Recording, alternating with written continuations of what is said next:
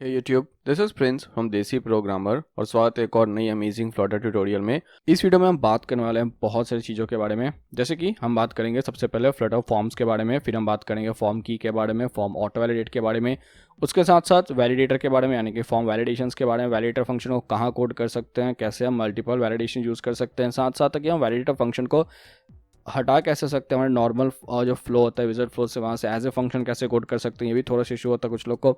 उसके साथ साथ हम एक थर्ड पार्टी प्लगइन के बारे में बात करेंगे जो कि है फॉर्म फील्ड वैलिडेटर, जिसे यूज़ करके हम कैसे सिंगल वैलिडेशंस भी काफ़ी ईजिली यूज़ कर सकते हैं, चाहे वो पैटर्न वैलिडेशन हो, रिक्वायर्ड वैलिडेशन हो, ईमेल वैलिडेशन हो, मिनिमम लेंथ वैलिडेशन हो, और साथ में सिंगल ही नहीं हम मल्टीपल वैलिडेशंस को भी एक साथ कैसे यूज़ कर सकते हैं थर्ड पार्टी प्लगइन को यूज़ करके। तो ये सब कुछ हम देखने वाले हैं सिंगल वीडियो में। तो जैसा कि आप देख सकते हैं मेरे पास ऑलरेडी एक UI रेडी है। इसमें हमारे पास कुछ खास नहीं है, सिंपल सा एक स्कैफोल्ड है जिसमें बॉडी में मैंने थोड़ी सी पैडिंग दी हुई है हर साइड से और एक सेंटर में चाइल्ड है। अब यहाँ पे जैसा कि हम आज तक यूज़ करते आए हैं तो हम चाइल्ड में हम अपने सेंटर में एक चाइल्ड डालेंगे और इस चाइल्ड में हमने हर बार यूज़ किया है एक सिंपल सा टेक्स्ट फील्ड। मैं इसे अगर सेव करूँ तो आपको यहाँ पर एक टेक्स्ट फील्ड दिख जाएगा, राइट। ऐसा हम लोग आज तक हमेशा करते आए हैं। बट इस बार हम बात करने वाले हैं फ्लटर में इनबिल्ट फॉर्म्स के बारे में और कैसे हम उन फॉर्म्स को यूज़ करके वैलिडेट कर लेते हैं। तब मुझे यहाँ पे चाइल्ड में नॉर्मल टेक्स्ट देने की बजाय मैं यूज़ कर लेता हूँ एक फॉर्म, और ये फॉर्म हमारी मदद करता है फॉर्म्स को क्रिएट करने में। फॉर्म के अंदर हमें बहुत सारे ऑप्शन मिलेंगे, एक एक करके देखते हैं। सबसे पहले हम चाइल्ड यूज़ कर सकते हैं बनाने के लिए फॉर्म विजेट्स। अब अगर मुझे सिंगल विजेट डालना है तो मैं डायरेक्टली डाल दूंगा, मुझे मल्टीपल डालना है तो मैं क्या करूँगा, मैं एक सिंपल सा कॉलम यूज़ कर लूँगा। तो इस कॉलम में मेरे पास चिल्ड्रन होंगे और इस चिल्ड्रन में हमारे फील्ड्स होंगे। तो अब यहाँ पे मैं नॉर्मल टेक्स्ट फील्ड की जगह यूज़ करूँगा टेक्स्ट फॉर्म फील्ड। तो मेरे पास है टेक्स्ट फॉर्म फील्ड, और टेक्स्ट फॉर्म फील्ड को यूज़ करके हम बहुत सारी चीज़ कर सकते हैं। लेकिन जो code to the basic property है वो भी हमारे टेक्स्ट फील्ड जैसा ही है, बस कुछ एक्स्ट्रा ऑप्शंस अवेलेबल होते हैं। जैसे कि यहाँ पर अभी भी मैं डेकोरेशन यूज़ कर सकता हूँ। लेट्स से वो कोई इनपुट डेकोरेशन होगा और इस इनपुट डेकोरेशन में लेट्स से मेरे पास कोई लेबल टेक्स्ट है और लेबल टेक्स्ट लेट्स से है ईमेल। मैंने सेव किया, हमें यहाँ पे लेबल दिखेगा। उसके अलावा अगर मैं चाहूँ तो बॉर्डर सेट कर सकता हूँ, लेट्स से बॉर्डर हो जाएगा आउटलाइन इनपुट बॉर्डर। तो ऐसे करके जो हमारा डेकोरेशन का नॉर्मल तरीका था वो अभी सेम है टेक्स्ट फॉर्म फील्ड में भी। फ़र्क ये है कि हमें यहाँ पे एक्स्ट्रा पैरामीटर मिलेगा जिसको हम यहाँ पे यूज़ करने वाले हैं, वो है वैलिडेटर। अब ये वैलिडेटर क्या करता है, तो ये अपने अंदर मतलब वैलिडेटर जो फंक्शन को हम कॉल करते हैं तो हम उसे एक पैरामीटर पास करते हैं, लेट्स से वैल, और ये पैरामीटर करंट वैल्यू होती है जो हम फॉर्म फील्ड में डाले रहते हैं, और इस वैलिडेटर इस वैल्यू को यूज़ करके हम पे वैलिडेशन चेक कर सकते हैं। तो वैलिडेशन चेक करने का तरीका ये है कि हम यहाँ पे अगर नल रिटर्न करेंगे इसका मतलब कि ये फॉर्म वैलिड है, और अगर नल की जगह कोई सिंपल स्ट्रिंग रिटर्न करेंगे यानी कि ये फॉर्म वैलिड नहीं है। सो अगर मैं कहूँ if val dot is empty, यानी कि अगर ये वैल्यू एम्प्टी हो तो मैं यहाँ पे रिटर्न कर सकता हूँ कोई स्ट्रिंग, लेट्स से रिक्वायर्ड। तो ये जो स्ट्रिंग होगा ये हमारा एरर टेक्स्ट होगा और यही स्ट्रिंग जो है वो शो करेगा। और एल्स कंडीशन में मैं सिंपली रिटर्न कर देता हूँ नल। तो नल रिटर्न का मतलब ये है कि इसमें अब कोई इशू नहीं है। बट ये वैलिडेशन फिलहाल अभी तभी काम करेगा जब हम इसको एक बटन क्लिक पे यूज़ करेंगे। तो टेक्स्ट फॉर्म फील्ड के बाद मैं यूज़ कर लेता हूँ एक पैडिंग विजिट, और उस पैडिंग विजिट में हमें थोड़ी सी पैडिंग देनी होगी। मैं टॉप पैडिंग दे दूंगा बस। So padding is as insects dot only, और मुझे देना है सिर्फ टॉप में लेट्स से 20 की पैडिंग। यहाँ पे एज ए चाइल्ड मैं यूज़ कर रहा हूँ एक सिंपल रेज्ड बटन, और इस रेज्ड बटन में फ़िलहाल मैं ऑन प्रेस्ड को नल रख रहा हूँ। उसके अलावा जो यहाँ पे चाइल्ड है मेरे बटन का, सो बटन हमें पता है राइट, हम बहुत ज़्यादा यहाँ पे मुझे इसके बारे में बात करने की कोई ज़रूरत नहीं है। मैं बस सिंपली इसे बोल दे रहा हूँ लॉगिन। अब यहाँ पे सेव करते हैं और हमें यहाँ पर एक सिंपल सा बटन भी दिख रहा है। अब अगर मैं यहाँ पे डेटा डालूँ कुछ भी, मैं लॉगिन पे क्लिक करूँ, हमें यहाँ पे कुछ नहीं दिख रहा है। बट इसेंशियली क्या है, मैं ये शो करना चाहता हूँ कि अगर मैं इसे एम्प्टी छोड़ के लॉगिन पे क्लिक करूँ तो हमें यहाँ पे एरर शो करे। तो ये काम तभी होगा जब हम फॉर्म को सबमिट करेंगे। अगर हम HTML की बात करें तो HTML, हम जो अगर वेब डेवलपमेंट की बात करें तो वेब में भी किसी HTML फॉर्म को जब सबमिट करते हैं तो वैलिडेट करते हैं। यहाँ पर भी अभी हम सबमिट करके वैलिडेट करना चाहते हैं। तो उसके लिए मुझे क्या करना होगा, इस फॉर्म को सबमिट करना होगा, जिसके लिए हमें यूज़ करना होता है फॉर्म के स्टेट के लिए हमें की जनरेट करना होता है, क्रिएट करना होता है, और उस की को यूज़ करके हम फॉर्म वैलिडेशन वगैरह चेक करते हैं। अब वो की क्या होगा, तो जो मेरी एक क्लास है यहाँ पे मुझे चाहिए एक ग्लोबल की, और ये ग्लोबल की होगी जिसे हम कुछ भी नाम दे देते हैं। लेट्स से मैं बोल रहा हूँ फॉर्म की, और ये है एक ग्लोबल की। अब ये जो ग्लोबल की है यहाँ पर हम इसे स्पेसिफिक टाइप दे दे रहे हैं जो कि है फॉर्म का स्टेट। तो ये ग्लोबल की फॉर्म का स्टेट होल्ड करता है, तो बस ये हो गया फॉर्म स्टेट। अब इस ग्लोबल की को यूज़ करके हम क्या कर सकते हैं, फॉर्म को सबमिट कर सकते हैं। तो मुझे यहाँ पे क्या लिखना है ऑन प्रेस्ट में, इसे यहाँ पे नहीं लिखता हूँ एक्चुअली, इसे यहाँ पे कट कर देता हूँ, एक फंक्शन बना देते हैं वैलिडेट, और इस फंक्शन में हम ऐसा काम करेंगे। सो यहाँ पे मैं उस फंक्शन को कोड कर लेता हूँ, मुझे बस बोलना है void validate एंड। अभी यहाँ पे मैं बोल रहा हूँ कि इफ़ मुझे यूज़ करना है फॉर्म के की को डॉट करंट स्टेट, जो फॉर्म पे की का करंट स्टेट है डॉट वैलिडेट, अगर वो वैलिडेट होगा तो हम क्या करेंगे, हम लेट्स से मैं सिंपली प्रिंट कर दे रहा हूँ कोई भी वैल्यू को, लेट्स से ओके, यानी कि हमारा फॉर्म ओके है। और एल्स केस में हम बोलेंगे प्रिंट कर देंगे हम कि एरर। सो ऑल्दो आप देखेंगे हम कि हमें यहाँ पे एल्स केस की कुछ खास ज़रूरत नहीं है। तो मैंने फॉर्म के लिए की जनरेट कर ली, और उस की के करंट स्टेट को हम चेक करें कि वैलिडेट है या नहीं, और उसके अकॉर्डिंग हम काम करें। लेकिन एक इशू अभी भी ये है कि मेरे इस फॉर्म को थोड़ी पता कि इसकी कौन सी की है। तो इस फॉर्म में एक पैरामीटर होगा की, और यहाँ पर मुझे बताना पड़ेगा कि कौन सी की के बेसिस पे हम वर्क कर रहे हैं, क्योंकि हमारे पास मल्टीपल फॉर्म्स भी हो सकते हैं।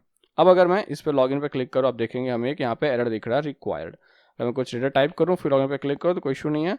अगर वापस इसे रिमूव कर दूँ फिर लॉगिन पे क्लिक करूँ तो हमें दिख रहा है रिक्वायर्ड।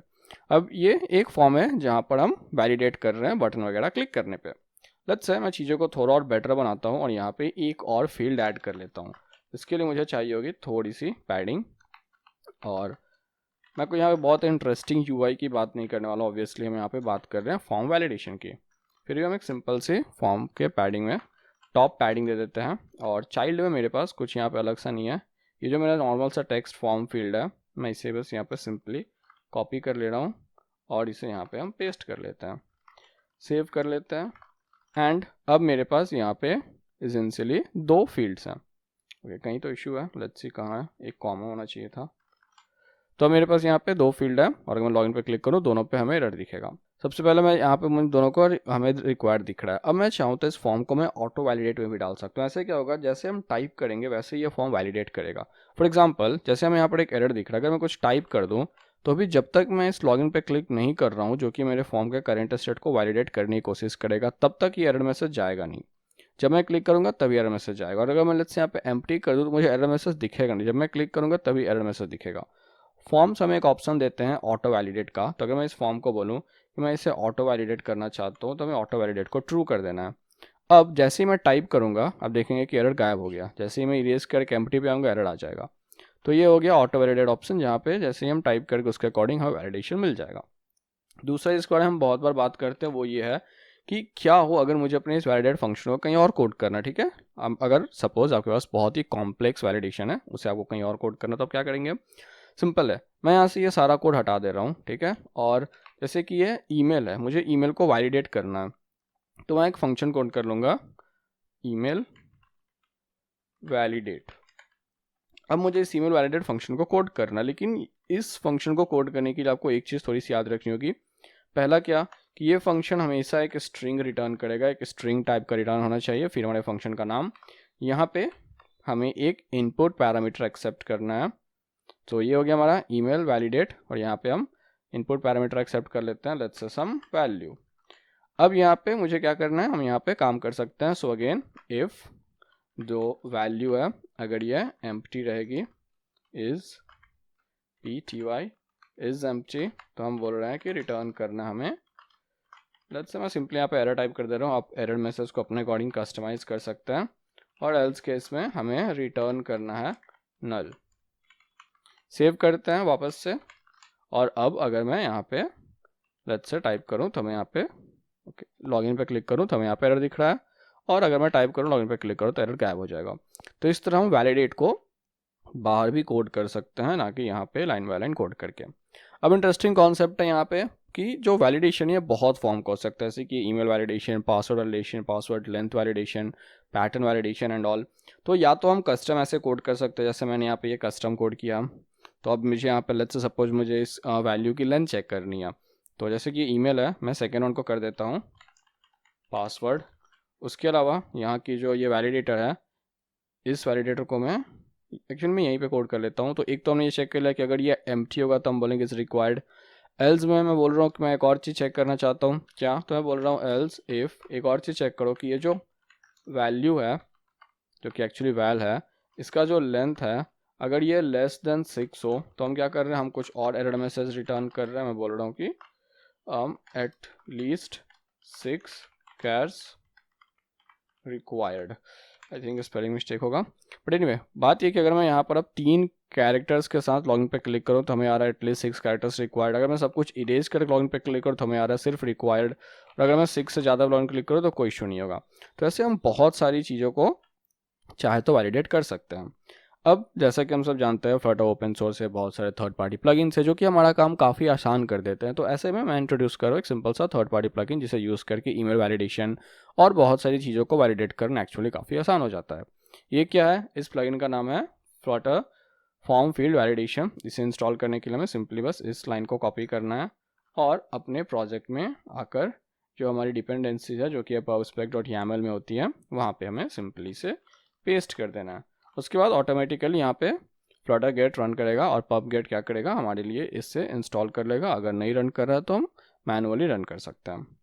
तो पॉइंट यहाँ पर ये है जो कि हम यूज़ करने वाले हैं, वो है कि अब जबकि मैंने इस प्लगइन को लेट्स से इंस्टॉल कर लिया, अगर ये सक्सेसफुल इंस्टॉल हो गया होगा तब यहाँ पे इसे सिंपली इंपोर्ट कर पाएंगे। तो मैं बोल रहा हूँ import form.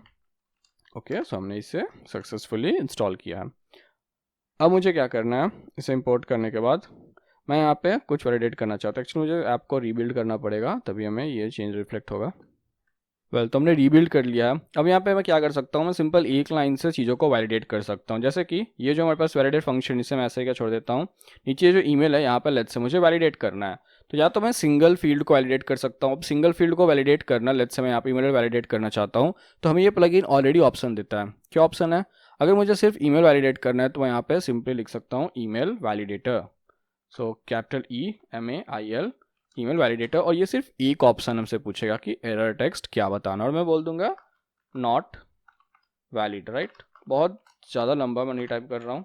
So not valid save करते हैं और यहाँ पर मैं शो करने के लिए ऑटो वैलिडेट को ट्रू कर देता हूँ।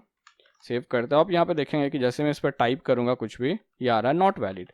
और जब मैं @ और लेट्स से gmail.com करूँगा तो जाके वो एरर मैसेज गायब होगा। तो ऐसे करके अब अगर मैं खुद से यूज़ करने की कोशिश करता ईमेल वैलिडेशन एंड ऑल, तो मुझे रेजेक्स वगैरह यूज़ करना पड़ता, नहीं तो एटलीस्ट पैटर्न मैचिंग यूज़ करनी होती है और बहुत ज़्यादा ईजी नहीं होता। बट ये क्या प्लगइन क्या कर रहा है, एक लाइन में हमारा ये काम कर दे रहा है। इससे भी ज़्यादा इंटरेस्टिंग बात इस प्लगइन में ये है कि अगर मैं इस लाइन को यूज़ करूँ, जैसे कि अभी क्या है कि मैं यहाँ पे मल्टीपल वैलिडेशंस भी चाहूँ तो यूज़ कर सकता हूँ। सपोज यहाँ पर जैसे कि आप देख सकते हैं जब ये फील्ड एम्प्टी है तो मैं कोई एरर मैसेज नहीं दिख रहा है। मैं चाह रहा हूँ कि मैं यहाँ पे मल्टीपल वैलिडेशन यूज़ करना चाहता हूँ। तो वैसे हम क्या कर सकते हैं, मैं यहाँ पे बोल रहा हूँ कि इस वैलिडेटर में मुझे ये सिर्फ एक वैलिडेशन यूज़ नहीं करना है, कट करते मुझे यूज करना है मल्टी वैलिडेशन। ठीक है, तो मल्टी वैलिडेटर में हम एक लिस्ट ऑफ वैलिडेटर पास करते हैं, एक अरे में। सो फर्स्ट तो मैं ईमेल वैलिडेशन चेक करना चाहता हूँ, राइट। उसके अलावा लेट्स से मैं रिक्वायर्ड वैलिडेशन चेक करना चाहता हूँ, यानी कि एम्प्टी नहीं हो सकता है। सो उसके लिए मैं बोलना होगा REQUIRED required validator. Error text क्या है, मैं सिंपली बस रिक्वायर्ड डाल दे रहा हूँ। हम चाहे तो आप चाहे तो फैंसी कुछ डाल सकते हैं, जैसा कौन, मैं अपनी स्लो टाइपिंग नहीं दिखाना चाहता। तो हम देख सकते हैं हमें यहाँ पे दिख रहा है पहले तो अगर मैं कोई टाइप करूँ तो हमें दिख रहा है नॉट वैलिड। अगर मैं सब कुछ को इरेज कर दूँ तो भी हमें दिख रहा है नॉट वैलिड। अब इसका मतलब क्या है कि पहले ये ईमेल वैलिडेट चेक कर रहा और फिर जाकर रिक्वायर्ड वैलिडेट। अगर मैं इसे कट करूँ और वापस इसे पेस्ट करूँ ईमेल वैलिडेटर के पहले, इसे मैं सेव करूँ तो मैं कुछ टाइप करूँ नॉट वैलिड, और अगर मैं सब कुछ को इरेज करूँ तो हमें आ रहा है रिक्वायर्ड। तो पहले रिक्वायर्ड वैलिडेशन चेक कर रहा है, फिर ईमेल वैलिडेटर चेक कर रहा है। इसी के साथ साथ हम मिनिमम लेंथ वैलिडेटर भी यूज़ कर सकते हैं जो हमें बताता है कितना मिनिमम लेंथ होना चाहिए। जैसे कि यहाँ पर आप देख सकते हैं मैंने पासवर्ड में सब कुछ को कस्टम से कोड किया है। मैं यहाँ पे चाहूँ तो यहाँ पे रिक्वायर्ड वैलिडेटर कोड, यहाँ पे मैं मल्टी वैलिडेटर में रिक्वायर्ड वैलिडेटर, उसके साथ साथ मिनिमम लेंथ वैलिडेटर डाल दूंगा जहाँ पर मैं मिनिमम लेंथ पास करूँगा, एरर टेक्स्ट पास करूँगा। एक्चुअली मैं करके दिखा देता हूँ। इसे हम यहाँ से हटा देते हैं और ये जो मैंने यहाँ पर डाला हुआ है मल्टी वैलिडेटर, इसे मैं सिंपली यहाँ से कॉपी कर लेता हूँ और इसे हम यहाँ पे पेस्ट कर लेते हैं। अब यहाँ पे मुझे क्या करना है, मुझे इस ईमेल वैलिडेटर से मतलब नहीं है, मुझे मतलब है मिनिमम लेंथ वैलिडेटर से। तो मैं बोल रहा हूँ मिनिमम लेंथ वैलिडेटर। यहाँ पे मिनिमम लेंथ क्या होगा, लेट्स से मिनिमम लेंथ 6 चाहता हूँ, और एरर टेक्स्ट मैं चाहता हूँ कि कुछ भी मैं डाल देता हूँ ना, more than 6 required. Let's say save करते हैं। अब क्या होगा, अगर कोई इशू ना हो, जो कि होना तो नहीं चाहिए, आई होप, कम ऑन। सो अब क्या होगा, अगर मैं इसे सेव करूँ तो अब यहाँ पे मैं सबसे पहले रिक्वायर्ड यूज़ कर रहा हूँ। अगर मैं एक कैरेक्टर टाइप करूँ तो मोर देन 6 रिक्वायर्ड आ रहा है, 2 3 4 5, और जैसे मैं 6 कर लूँगा तो फिर काम बन जाएगा। सो ये है हमारा सिंपल सा वैलिडेशन। और इस वीडियो में हमने देखा फॉर्म्स, उसके साथ साथ form validation, custom validation. Custom validation को अपने नॉर्मल प्लेस से बाहर हट के एज ए फंक्शन कोड करना, फॉर्म कीज के बारे में हमने देखा, और साथ में एक फ्लटर थर्ड पार्टी प्लगइन के बारे में हमने बात की जो कि था फॉर्म फील्ड वैलिडेटर, जिसको यूज़ करके हम इस वैलिडेशंस को यूज़ कर सकते हैं काफ़ी सिंपल तरीके में।